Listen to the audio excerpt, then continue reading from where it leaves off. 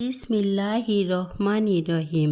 বিশ্ব আধ্যাত্মিক জ্ঞান সঞ্চার দরবার শরীফের প্রতিষ্ঠাতা আমার মুর্শিদ কেবলা গাউসুল আজম শামীম আলী চিশতির দরবার হইতে আমি কুলসুম চিশতি আপনাদের সকলকে জানাই আন্তরিক শুভেচ্ছা ও অভিনন্দন। আমার মুর্শিদ কেবলা গাউসুল আজম শামীম আলী চিশতির লেখা গ্রন্থ থেকে কিছু তত্ত্বকথা আলোচনা করিব। আশা করি আপনারা সবাই আমার আলোচনাটি মনোযোগ ও ধৈর্য সহকারে শুরু থেকে শেষ পর্যন্ত সম্পূর্ণ আলোচনাটি শুনিবেন।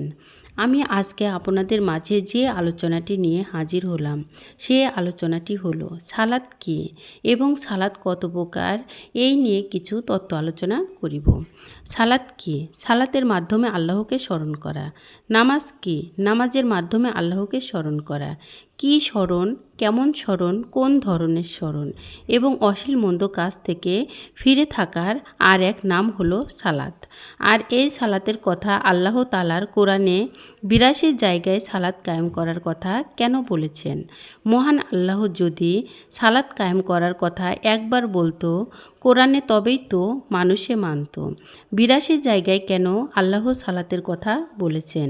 তাহলে সালাতের প্রকারভেদ রহিয়াছে, যেমন ৮২ভাবে সালাত কায়েম করার কথা বলা হইয়াছে। যেই মানুষের দ্বারা সালাত কায়েম হইয়া থাকে সেই মানুষের দ্বারা কখনো মানুষের উপকার ছাড়া কোনো ক্ষতি হবে না।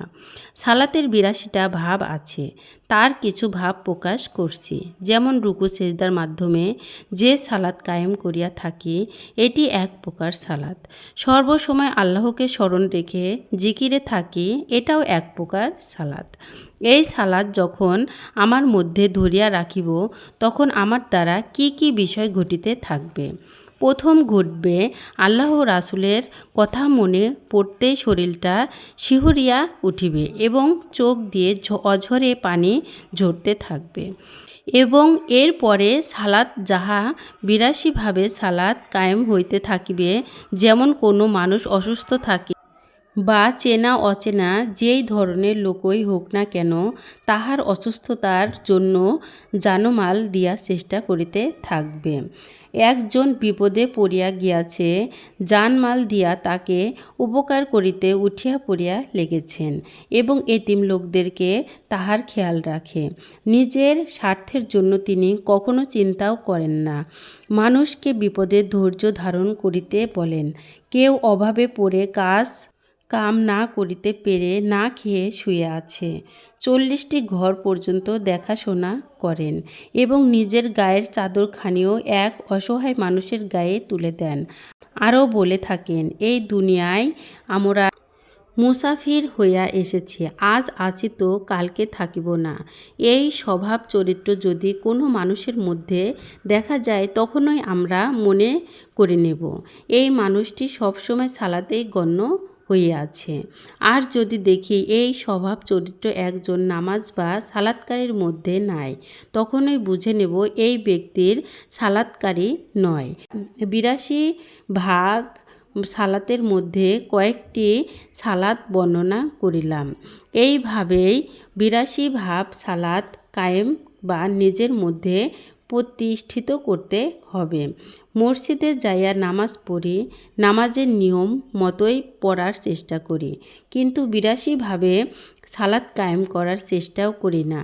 এই জন্যই করি না যে কাউকে উপকার করিতে যাইয়া যদি টাকা পয়সা লাগে তাহলে কোনো কাজটি কেমন করে কোনোভাবে করিলে আল্লাহ রাসূলের প্রেমে পড়িয়া নিজে ঠিক করিতে পারিব, সেই জন্য অলি আউলিয়াদের কাছে যাইতে হবে। তারাই এই পদ্ধতি জানেন। আর আমি একমাত্র আমার মুর্শিদ শামীম আলী চিশতির কাছে যাইয়া যতটুকু জেনেছি, আমাদের সকলকে আল্লাহ তাআলার ৮২ভাবে সালাত কায়েম করার তৌফিক দান করুন। এর জন্যই আল্লাহ বলিয়াছেন, দুর্ভোগ সেই নামাজকারীর যে এতিমকে খাদ্য ও বস্ত্রদানে উৎসাহিত করে এবং এতিমের গলা ধাক্কা দেয়। দুর্ভোগ সেই নামাজকারী। আমি যে আলোচনাটি আপনাদের সামনে করেছি, এই আলোচনাটি আপনাদের কাছে কতটুকু ভালো লেগেছে? যদি ভালো লেগে থাকে তাহলে আমাদের এই চ্যানেলটি সাবস্ক্রাইব করে দিবেন। আমার সামনে আরও ভালো ভালো আলোচনাগুলো পেয়ে যাবেন। সামনে আপনারা কি ধরনের আলোচনা চান আমাদেরকে কমেন্টে জানাবেন। আমরা চেষ্টা করিব আপনাদের পছন্দ মতো আলোচনা নিয়ে আসতে। আমার এই আলোচনাটি করতে যাইয়া কথা ভাষার ছন্দে কোনো ভুল হইয়া থাকে তাহলে আমাকে ক্ষমা ও সুন্দর দৃষ্টিতে দেখিবেন। সকলে আমার জন্য দোয়া করিবেন, আমি যেন আপনাদের সামনে ভালো ভালো আলোচনাগুলো নিয়ে আসতে পারি এবং শোনাইতে পারি। সর্বশেষে সকলের চরণে হাত রেখে একটি কথা বলতে চাই, আল্লাহ গোপনেরও গোপন। সে গোপনকে পাইতে হলে একজন কামেল মুর্শিদের কাছে যাইয়া বায়াত গ্রহণ করে সে গোপন ইবাদত সাধনার মাধ্যমে আল্লাহকে লাভ করিতে হবে। সকলে ভালো থাকবেন, সুস্থ থাকবেন। আল্লাহ হাফেজ।